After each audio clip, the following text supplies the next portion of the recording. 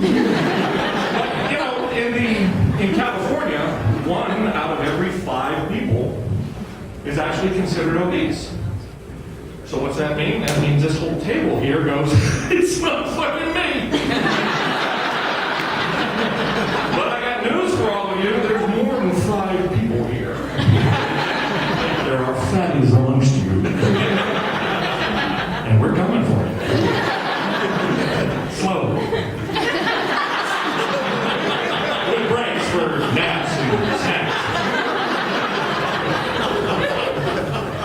What's nice about this front table right here, all these beautiful girls, is they are thinking, God, I hope I never have to fly next to that set. I see you when I walk down the aisle.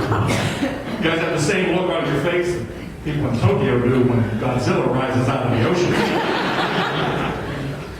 They said that United is actually going to put in another row in their aircraft. Because, when I fly, I think, this thing needs more fucking people. They said that most passengers won't notice it because they're going to take the space out of the bathroom. Well, apparently most passengers don't have to put the bathroom on like a fucking wetsuit.